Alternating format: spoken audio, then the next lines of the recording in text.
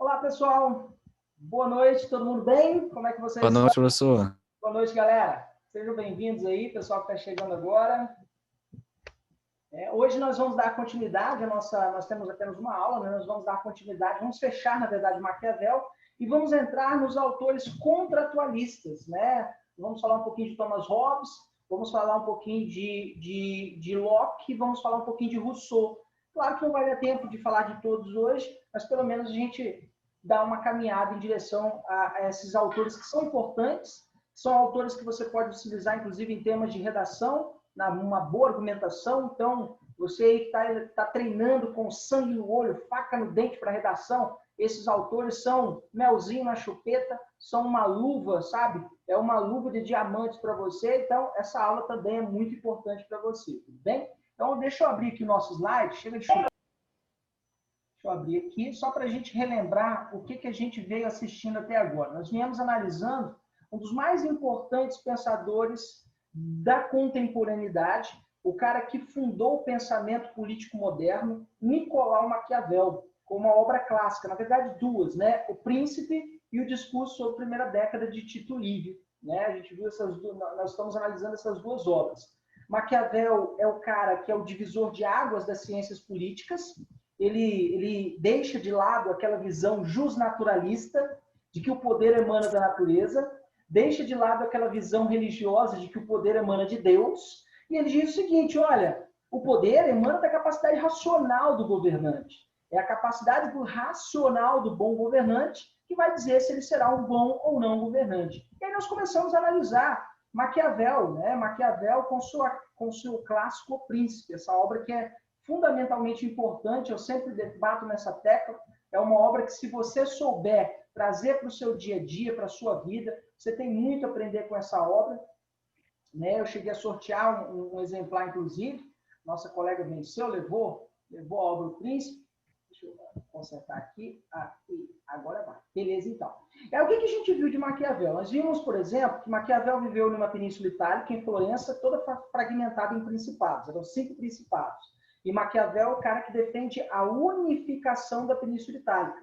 Antes mesmo disso acontecer, né? Porque a unificação italiana só vai ocorrer em 1870. Ou seja, no século XVI, né, Maquiavel está defendendo a unificação da Itália. Unificação essa que só vai ocorrer no século XIX, 1870. Então, Maquiavel defende a unificação da Península Itálica, uma Península Itálica forte, coesa, com poder centralizado nas mãos de um único governante, o príncipe, né, que era o Lourenço de Médici, neto de Lourenço de Médici, o Magnífico, né?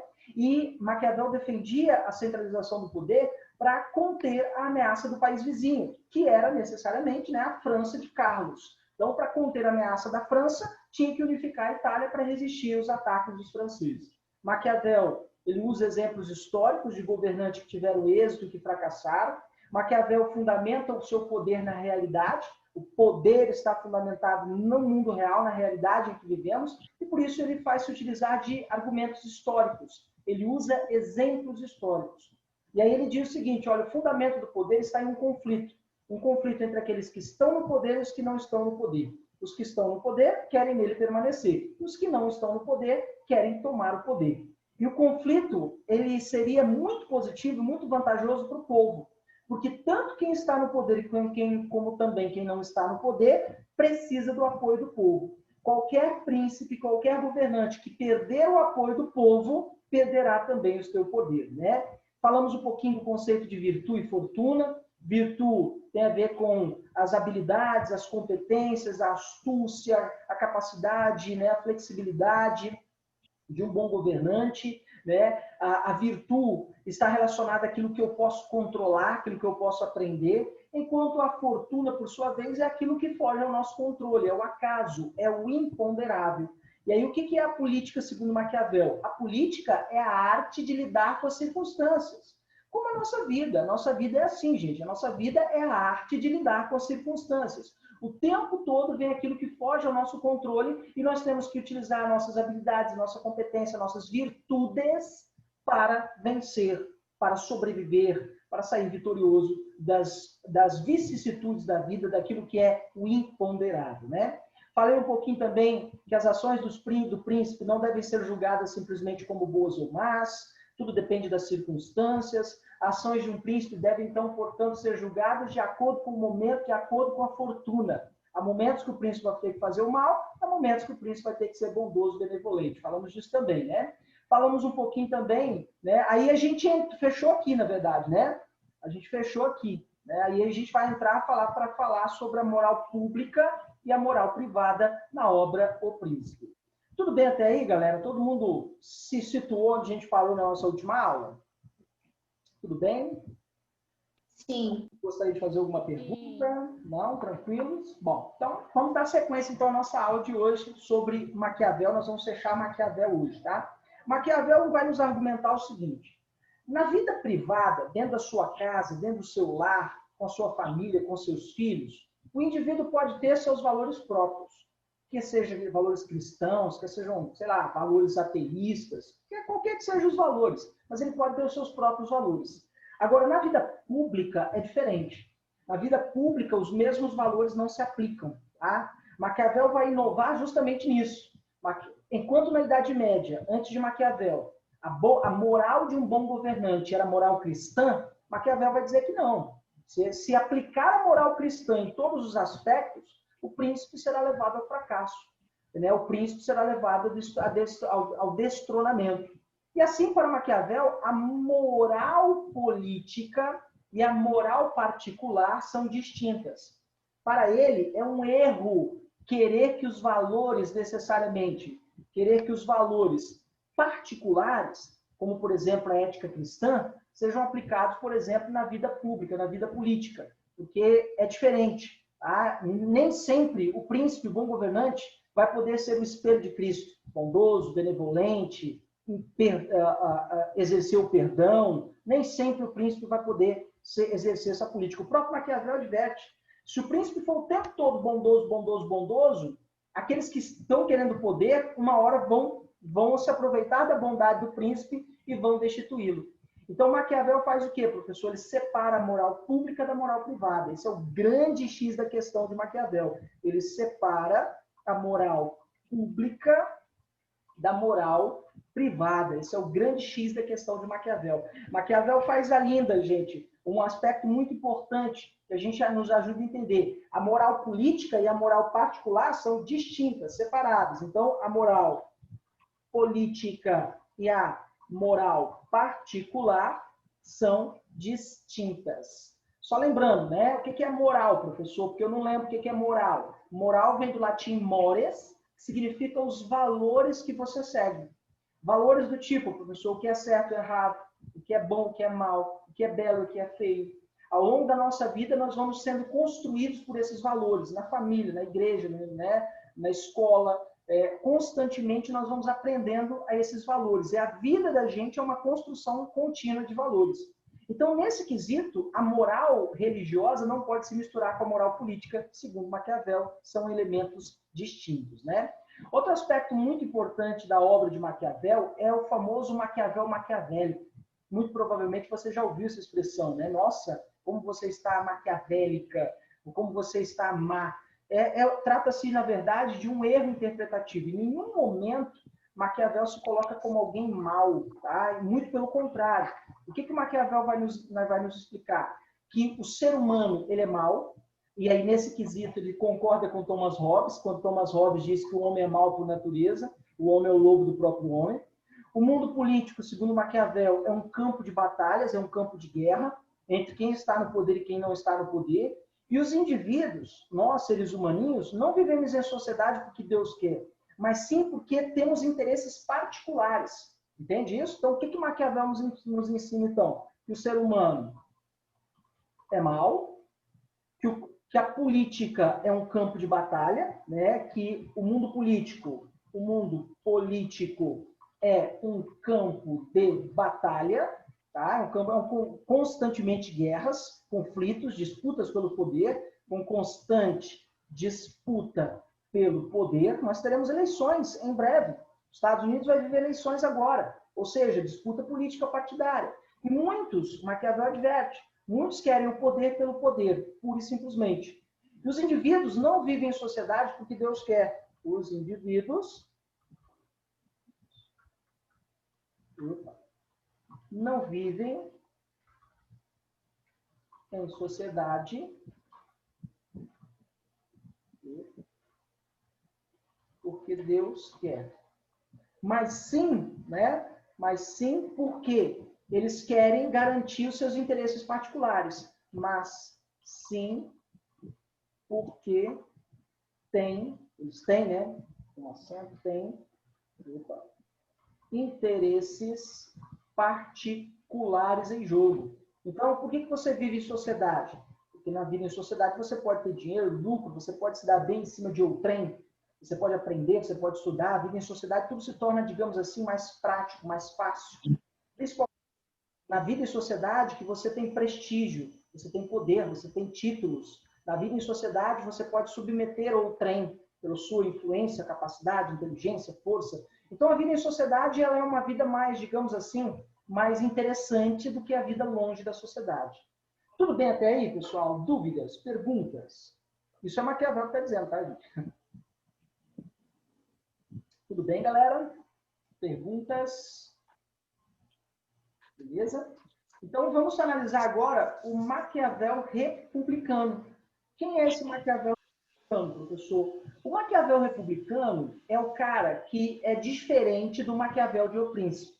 Lembrando, são duas obras importantes que nós estamos analisando. O Príncipe e na obra O Príncipe, né? Nessa obra, O Príncipe. O Príncipe.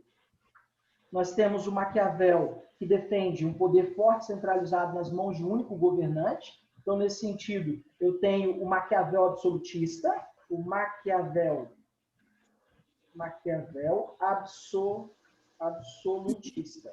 Mas por que ele defende o absolutismo, professor, nessa obra? Porque ele quer garantir a segurança da Península Itálica frente à ameaça estrangeira, que é dos franceses, e também ele quer que a França seja capaz não só de resistir à ameaça estrangeira, mas se unificar. Então, Maquiavel é absolutista porque quer se defender, ele quer garantir a defesa frente aos inimigos, e ele também vai defender a unificação da Itália. Isso ainda no século XVI, né? Só lembrando, né? Da Itália. É por isso que ele defende o absolutismo. Mas, na segunda obra, que é o Discurso sobre a Primeira Década, de Tito Livio, né? A obra Discurso sobre a Primeira Década de Tito... Professor, Pode falar. desculpa interromper, mas esse discurso sobre a primeira década é outra obra? É outro livro, perfeito. Uhum. E nesse livro aqui, nessa segunda obra, aparece não mais o Maquiavel absolutista, mas o Maquiavel... Opa, deixa eu consertar aqui. Aparece aqui o Maquiavel republicano. O cara que não defende mais a monarquia, mas sim a república. Como assim, professor? O cara vira folha? Na verdade, o Maquiavel diz o seguinte: a partir do momento que a ameaça estrangeira for vencida, os franceses, e a partir do momento que for consolidada a unificação da Itália, o poder não precisa mais estar na mão de um único governante. O poder pode ser entregue ao povo. E aí é nesse momento que ele defende, né, o poder político, que é nas mãos do povo. Ele defende que o verdadeiro detentor do poder é o povo. Então, nesse momento aqui, Maquiavel diz o seguinte: a partir do momento em que a ameaça estrangeira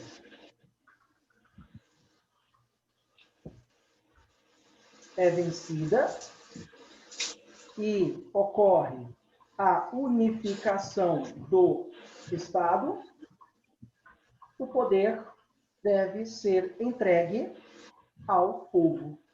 E aqui aparece o Maquiavel republicano. E aí a gente pode pensar, professor, não é que ele é um vira-folha, ele está, mais uma vez, olhando para a realidade. Qual é a realidade? Enquanto existe uma ameaça estrangeira e a Península Itálica não está unificada, precisa de alguém com pulso firme. Depois que esse sonho for concretizado, Península Itálica unificada e a ameaça estrangeira vencida, agora não precisa mais de alguém com pulso firme. O poder pode ser entregue ao povo. Né? E o poder, de fato, é entregue ao povo, que, segundo Maquiavel, é o verdadeiro detentor do poder. Então, Maquiavel defende essa tese, de que o povo é o verdadeiro detentor do poder. O poder sempre deve estar nas mãos do povo.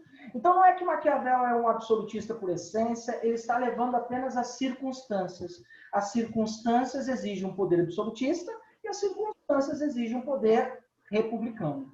E vocês sabem, nós vivemos em um modelo republicano. Tá? Eu e vocês vivemos na República Federativa do Brasil. Né? Maquiavel foi um ávido defensor desse modelo republicano. Tudo bem, galera? Perguntas? Tranquilos até aí? Ô, professor, Pode falar. nessa parte da república e de o poder na mão do povo, Certo. as ideias defendidas por ele muda a questão de o governante ser severo, esse tipo de coisa? Da mudança da república, da monarquia para a república, se muda a opinião dele sobre o governante, e continua a mesma opinião. As circunstâncias vão determinar as ações de um príncipe. Então, se houver um momento, por exemplo, que o príncipe ou que o presidente tiver que agir de maneira impetuosa, ele vai ter que agir.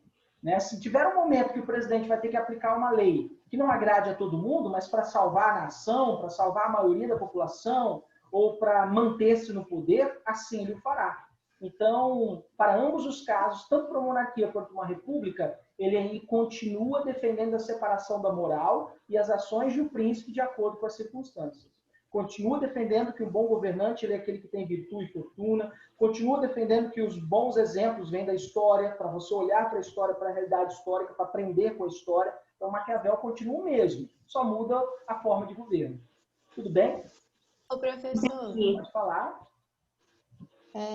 mas no caso, tipo assim, o que ele pensava não mudou muito, né? Porque se no que ele defendia de absolutismo, ele já tinha a ideia de que ele entendia de que o povo poderia facilmente tirar a pessoa do poder, então ele sempre achou que o povo que era, tipo, o real negócio, assim. Perfeito. Você tocou no ponto X da questão. Ele sempre vai dizer o povo é sempre o detentor do poder. E tanto quem está no poder quanto não está no poder precisam sempre do apoio do povo. Porque se perder o apoio do povo, já era. O que aconteceu com a França de Luís XVI? Perdeu o apoio do povo foi lá, tomou a Bastilha e cortou a cabeça do rei. O que aconteceu na Inglaterra de Carlos I, o então rei da Inglaterra, que foi o primeiro a ser decapitado em 1649, na Revolução Gloriosa, né? O povo perdeu o apoio do povo, foi lá e decapitou o Carlos. Então, toda vez que o príncipe perder o apoio do povo, ele corre o risco de perder o poder. O que aconteceu com Dilma? Né? Dilma perdeu o apoio do povo, jornadas de junho, a galera foi à rua pedindo impeachment, pronto, pediram a cabeça de Dilma. Né? Ou seja, o povo tem um poder excepcional. Nós, infelizmente, só não sabemos o momento exato de usar esse poder que temos, o povo brasileiro, a nação, o cidadão brasileiro, né? E, infelizmente, a maior parte do tempo gastamos a nossa energia, a nossa capacidade com bobagens tipo redes sociais, Facebook, Instagram, postando aquelas fotinhas, né? Mas a maior parte do tempo não nos preocupamos em conhecer a política, em conhecer os fundamentos do poder, ter uma boa aula de pensamento político, para entender como os políticos pensam hoje, né? E etc. Infelizmente, né, gente?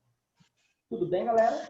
Mas, tipo assim, isso no caso do povo não saber o poder que tem, é bem interessante, porque, tipo assim, olhando da perspectiva do Maquiavel, o povo sabendo o poder que tem e sabendo que ele pode tirar a pessoa do que está representando, o governante, no caso, tem que ter, no caso, mais habilidade para poder para poder controlar, né? E aí, no caso, o povo não sabendo o poder que tem, fica mais fácil para governar, porque você não tem que ter muita competência. Exatamente. É por isso que é interessante para os nossos governantes que vocês não tenham aula de filosofia, sociologia, que vocês não aprendam sobre política, porque fica mais fácil para dominar, entende? Não é interessante que você seja politizado, que você seja um leitor ávido, um crítico, tenha seu próprio senso crítico. Não é interessante para os nossos governantes que você pense fora da caixa. Muito pelo contrário, né? Para os nossos governantes, quanto mais ignorante o povo, mais fácil de manipulá-lo. Entende isso?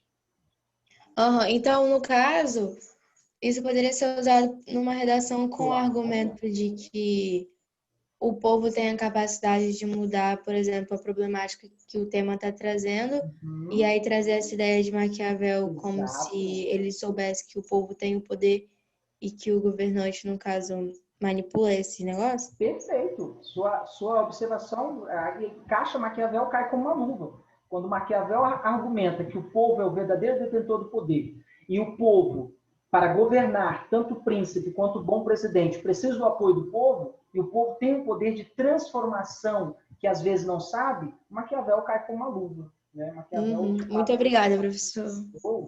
Vamos lá, galera, perguntas. Professor, pode falar. A moral política seria a moral que o senhor falou sobre o governante ter que tomar decisões a partir do momento atual, né? Perfeito, isso mesmo. O que é a moral política? É aquela moral que você toma suas decisões com base nas circunstâncias. Então, há momentos que o próprio Maquiavel diz que o príncipe vai ter que fazer o mal, ele vai ter que matar, ele vai ter que enganar, ele terá que comprar, né, comprar votos. Há momentos em que o príncipe vai ter que negociar, e há momentos que o príncipe vai ter que ser bondoso, benevolente. Mas o Maquiavel deixa bem claro, né? Ele nos ensina. Se for fazer o mal, faça de uma só vez. E se for fazer o bem, faça aos poucos, né? Então, professor, um exemplo seria tipo, por exemplo, o príncipe em questão ele poderia ser, sei lá, católico, que é contra o assassinato, que é um pecado. Exato. E na época, se ele tivesse que punir alguém matando, ele teria que fazer mesmo sendo contra a religião dele. Perfeito, mesmo sendo. É nesse sentido que Maquiavel separa a moral pública da moral privada, né? Então, por exemplo, a gente vê isso hoje na política. Nós vemos uma pessoa que chegou ao poder usando o nome de Deus, com apoio da bancada evangélica, mas ao mesmo tempo, uma vez no poder, maquiavélico que é, não sei se ele leu Maquiavel, o príncipe, mas maquiavélico que é, ele defende a tortura, ele ávido defensor do regime militar, né? Sem conhecer a história, claro, porque se conhecesse a história não defenderia nunca, né? E só lembrando, Cristo morreu e foi alvo de uma terrível tortura, de uma morte excepcionalmente dolorosa, fruto de tortura, de dor e sofrimento, em um mundo que era um regime autoritário, Roma. Então, se ele soubesse de fato a história do cristianismo, soubesse de fato a história do Brasil, do regime militar de 64 a 85, jamais ele defenderia, né, torturas, torturadores, ditaduras ou algo do gênero. É óbvio que eu estou fazendo uma alusão ao atual presidente, né? Mas eu não sei, eu acredito que não. Eu não sei, eu acredito que não, ele não tenha lido Maquiavel. Ele é maquiavélico porque é da natureza dele mesmo. Tudo bem, galera? Perguntas? Tranquilos? Dúvidas? Professor, tem uma pergunta no chat. Por favor, alguém pode ler para mim?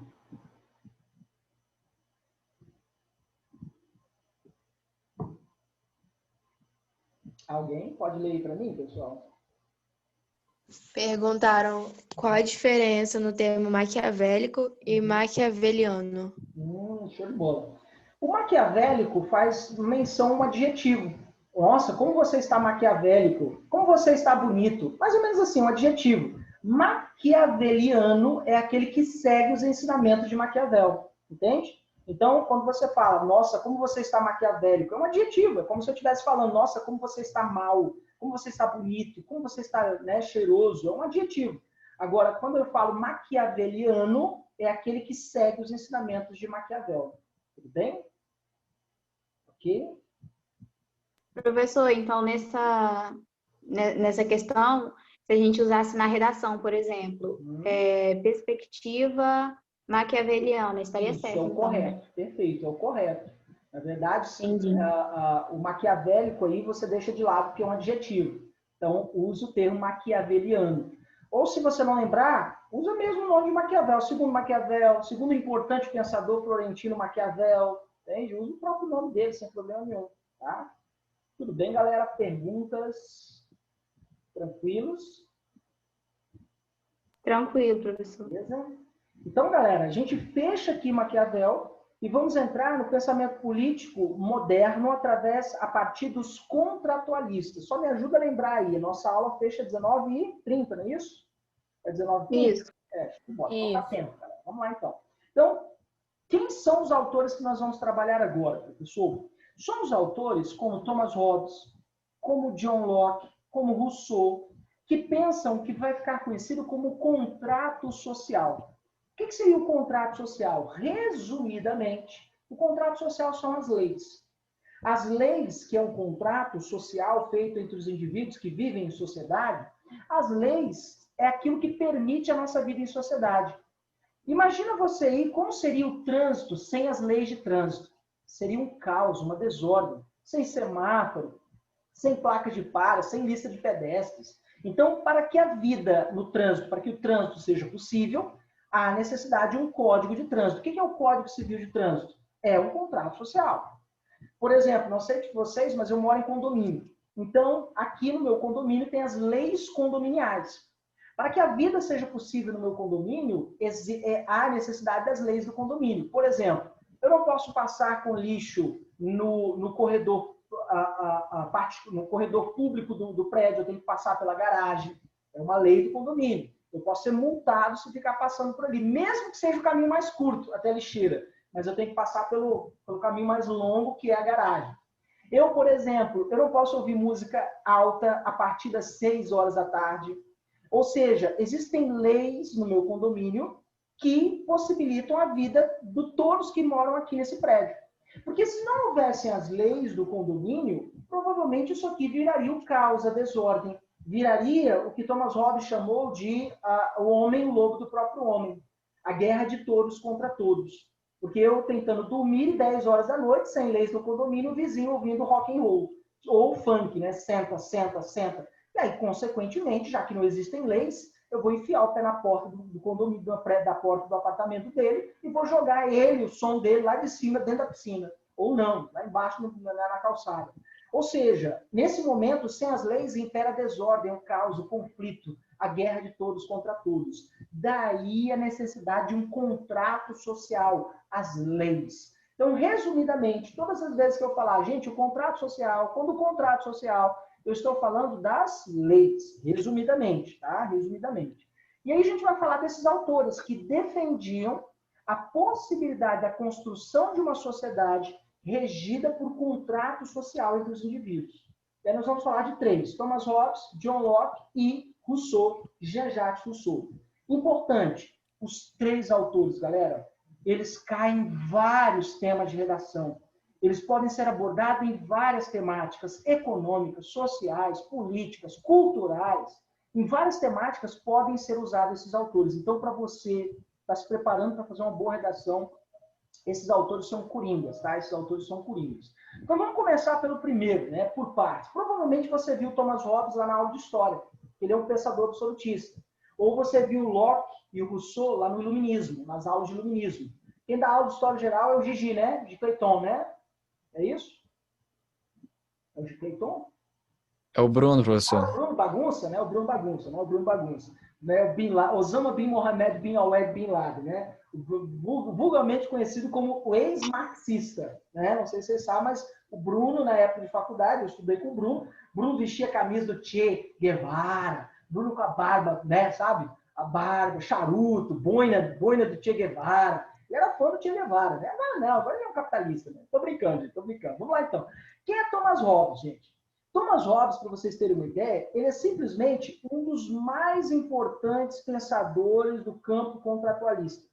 Ele foi um político e filósofo inglês do século XVII, um dos mais importantes teóricos absolutistas da história. E a sua obra mais importante é a obra Leviatã. Leviatã. O professor já viu isso aí no culto, né? O pastor falou disso aí, é um demônio, né? Exatamente. A Bíblia, lá em Jó 41, ele é um monstro, é um demônio, e ele é herdeiro da mitologia fenícia. Lá na mitologia fenícia, Leviatã era um grande crocodilo que protegia os peixes menores da predação dos peixes maiores. Então, pessoal, tem alguém com áudio ligado aí. Dá uma olhadinha aí quem está com o áudio ligado, por favor. Excelente remédio para diabetes. O magnésio presente nas sementes tem propriedades atividades que reduzem as chances de desenvolver a diabetes. Vamos lá, galera. Tem alguém com o áudio ligado aí? Vamos lá? Opa, conseguiram. Beleza, então. Vamos lá, pessoal. Gustavo, seu áudio está ligado. Cadê o Gustavo? Não estou vendo o Gustavo. Ah, beleza. Desligou. Então, quem é o Leviatã? Lá na mitologia fenícia, só lembrando, os fenícios foram um povo que habitou a região entre o Planalto, entre a região das montanhas do Líbano até o mar Mediterrâneo. Eles foram grandes navegadores na antiguidade, sabe? Eles fizeram comércio com vários povos e eles tinham uma cultura, era uma religião politeísta, e dentre os deuses dessa cultura estava o Leviatã. Leviatã era um grande crocodilo que protegia os peixes menores da predação dos peixes maiores. Era um crocodilo bonzinho, tá? Então, na mitologia fenícia,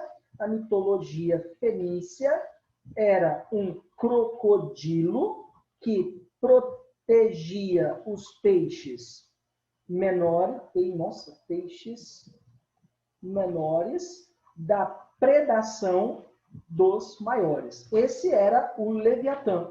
E ele aparece também na Bíblia, repito, no livro de Jó, se eu não me engano, 41, como um monstro. Tá? Como um monstro. Então, essa é a obra mais importante, Leviatã. Tá? E é desta obra que a gente retira o contrato social dele. Frase famosa, professor de Hobbes, homo homini lupus. Homo homini lupus.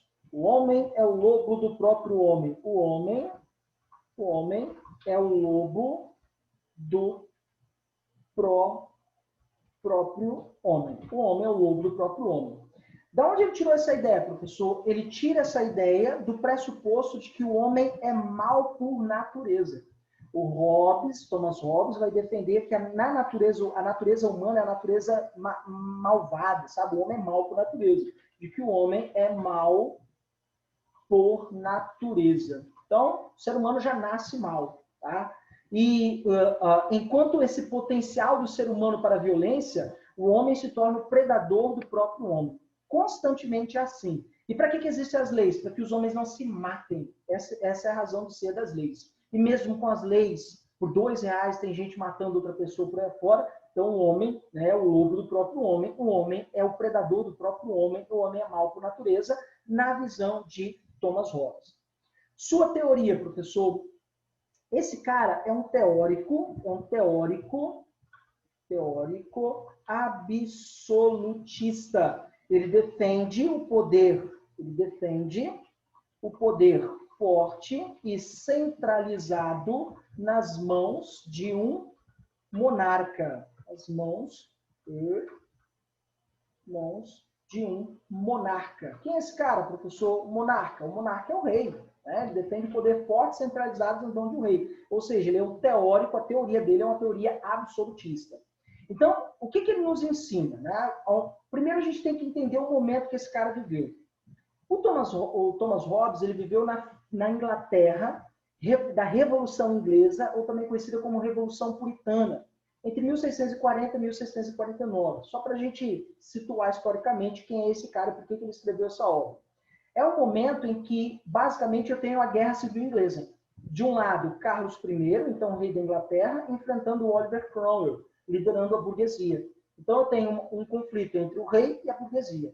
A guerra termina com a vitória de Oliver Cromwell. E Carlos I, em 1649, perde a cabeça. Literalmente falando, né? Ele é decapitado. É o primeiro, inclusive, rei a ser decapitado por uma revolução burguesa. Então, com a decapitação de Carlos I, o que aconteceu na Inglaterra com a Guerra Civil? Caos, desordem. Houve um caos completo na Inglaterra, uma desordem completa. E é nesse momento de caos e desordem que o Thomas Hobbes, que era um preceptor, ou seja, ele é um professor, um educador dos monarcas, ele foi educador do Carlos, ele deu aulas para o Carlos II, ou seja, ele é um professor. É nesse mundo que, aos 61 anos de idade, já um coroa, um velho, ele escreveu essa obra, O Leviatã, defendendo que, no momento em que o caos impera, é necessário um homem com poder forte, centralizado nas mãos, para que cesse a guerra de todos contra todos. Essa era a ideia de Thomas Hobbes em sua obra Leviatã. Então, ele é um contratualista. E, ao ser um contratualista, ele defende a seguinte tese. Toda a humanidade passa por dois estágios. ao longo de sua história. O estágio pré-civil e o estágio civil. O estágio pré-civil também é chamado de estado de natureza. É o momento em que não existem as leis. E o estado civil é o momento que o homem é civilizado. E o que faz do ser humano civilizado? As leis. As leis é o que faz o ser humano ser civilizado. Então, lá no estado de natureza, é o primeiro degrau. É como se fosse um degrauzinho, sabe? 1 e 2 degraus. Estado de natureza, estado civil. Lá no estado de natureza, que é um período pré-social, porque os homens ainda não vivem em sociedade, tá? No estado de natureza é um período pré-social. Por que ele é pré-social? Pois os homens não vivem em sociedade. Professor, se eles não vivem em sociedade, eles vivem como? Em tribos, em bandos, mas não vivem em sociedade. Então, esse é o período pré-social, ainda não é um período social, tá? Só é um período social a partir do momento que as leis são criadas e os homens começam a viver juntos, seguindo Hobbes, tá? Então, nesse período pré-social, não há leis. Não existem leis para dizer o que é certo e errado. Se não existem leis para dizer o que é certo e errado, o homem é livre. O homem é livre para fazer o que quiser. O homem é livre, totalmente livre. Se ele quiser andar pelado, ele anda. Se ele quiser roubar, ele rouba. Se ele quiser matar, ele mata. Não existe leis. Não existe lei para dizer o que é certo e errado. Então, no estado de natureza, não existem leis e os homens são necessariamente livres. Os homens podem tudo. Podem fazer o que quiserem. E utilizam-se de todos os meios para atingir o que querem. E aí, o que impera nesse momento? Impera a lei da natureza. Impera a lei do mais forte, do mais rápido, do mais astuto e inteligente. Então, o mais forte, o mais astuto, o mais rápido, o mais inteligente, submete o mais fraco. E o homem se impõe sobre o outro homem. Por intermédio de quê, professor? Da força, da velocidade, da astúcia, da inteligência. Então, os homens, os mais fortes, submetem os mais fracos. Essa é a realidade que o Hobbes está nos ensinando. Essa é a realidade Opa, deixa eu voltar aqui. Essa é a realidade do estado de natureza. Então, no estado de natureza, o que impera? A guerra de todos contra todos. Impera a guerra de todos contra todos. Vamos lá. Tema como violência. Olha, Thomas Hobbes caindo com uma luva. Violência urbana, violência contra a mulher. O homem desrespeita as leis, voltando ao estado de natureza, né? A violência nos dias de hoje, né, nos remete ao estado de natureza de Thomas Hobbes, em que as leis não existiam. Imperava a violência, imperava a guerra de todos contra todos. Mesmo com as leis hoje, ainda assim o homem é o lobo do próprio homem. Nossa, sabe? Você citou uma... Não só citou a frase, mas você encaixou o pensamento dele no tema da sua redação com o tema violência. E você pode usar violência doméstica, violência contra a mulher, violência urbana, você pode encaixar Thomas Hobbes em vários aspectos dessa temática de violência. Então, nesse momento, impera a guerra de todos contra todos. Essa é a expressão que ele usa no livro, tá, gente? O livro dele, Leviatã, ele usa justamente esse termo, a guerra de todos contra todos. Então, nesse mundo da guerra de todos contra todos, né, basicamente, o que vai acontecer?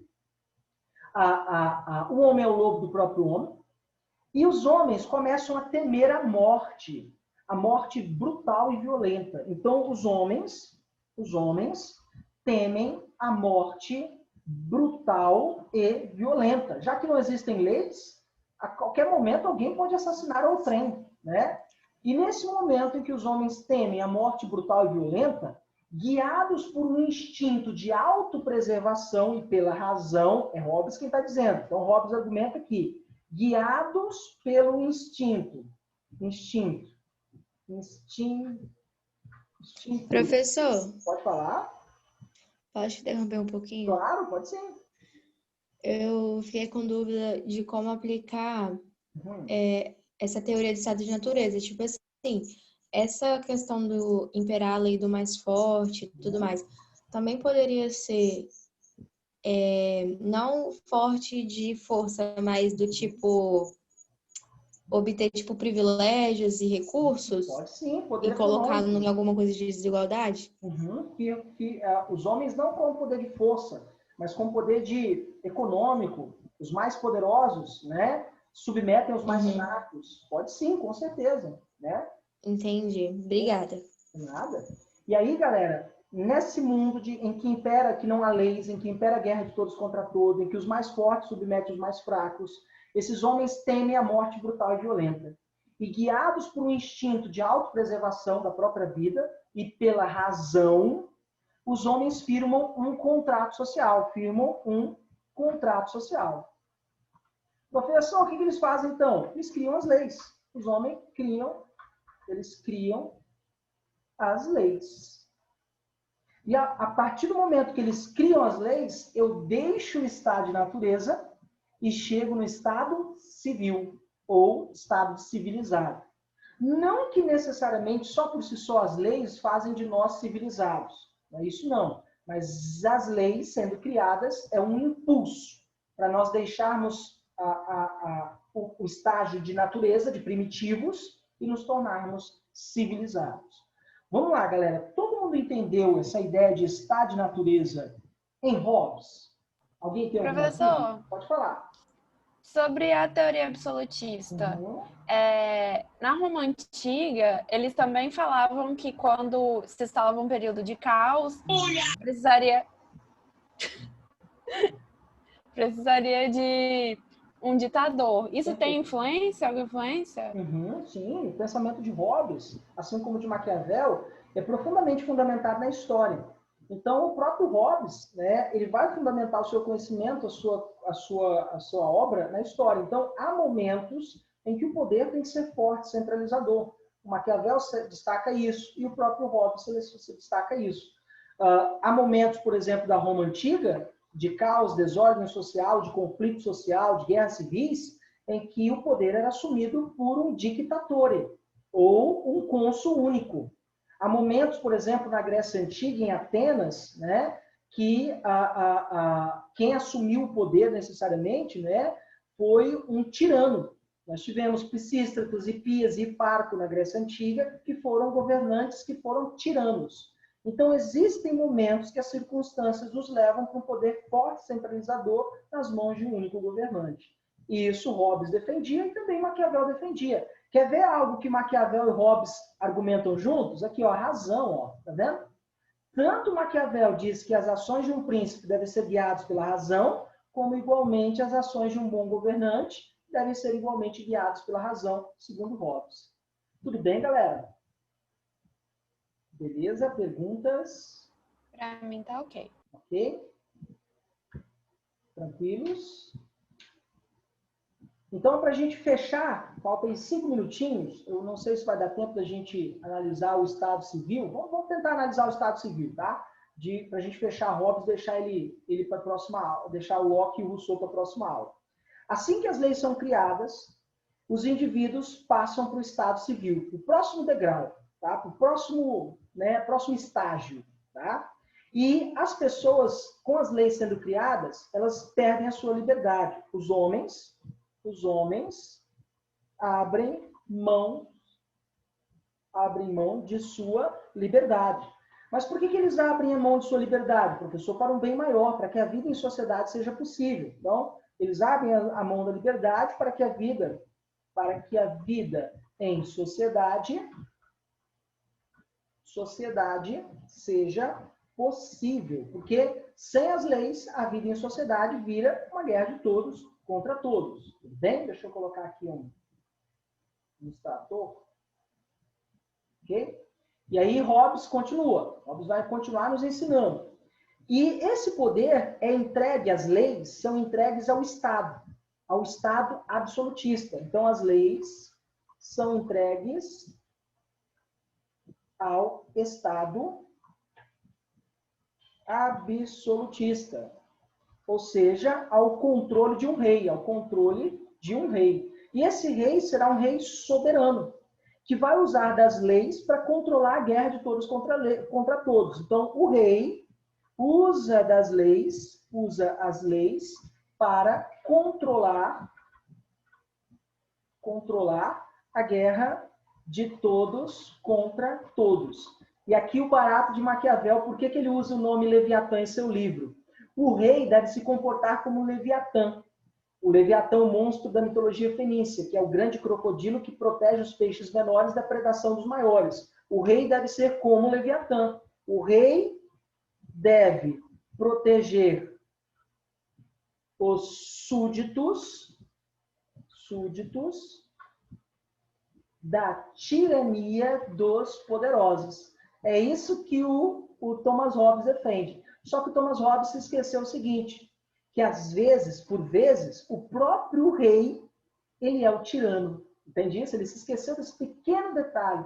Ele nem toca nesse assunto, mas ele esqueceu que o rei, em alguns momentos, ele é o próprio tirano. Então, o Estado absolutista, lá em Thomas Hobbes, ele está acima de todos, com exceção a Deus. Então, o Estado absolutista, ele está acima de todos, vou colocar aqui, dos cidadãos, e só deve obediência devendo apenas obediência a Deus. Opa, aqui nós entramos em um pequeno detalhe. A partir do momento que ele defende o argumento de que o Estado, o rei, deve obediência a Deus, qual é o fundamento do poder para Thomas Hobbes?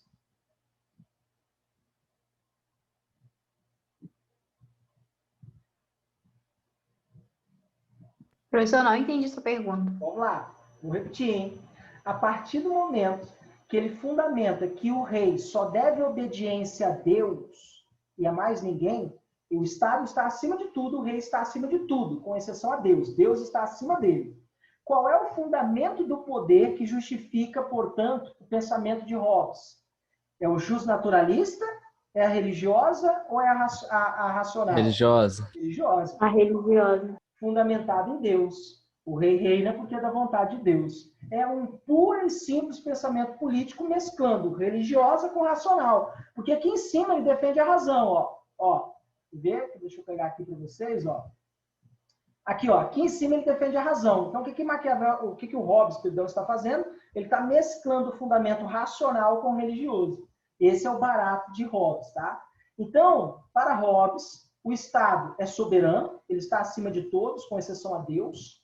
É dever do Estado soberano, do rei, proteger os mais fracos da tirania dos poderosos, assim como o Leviatã, o monstro bíblico. E aí, quando você olha essa imagem aqui, ó, deixa eu voltar aqui para vocês. Essa imagem já caiu numa prova de uma questão do Enem.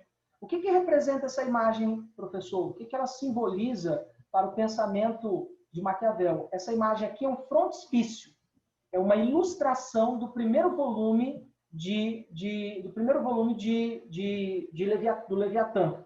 Representa o rei, as terras, o Estado. O rei impunha a espada, que significa a justiça, e impunha o cajado, que significa as leis. E o corpo do rei são os súditos. Então, o rei está acima de todos. Inclusive, os súditos fazem parte do corpo do rei. E o rei tem acima dele, Deus.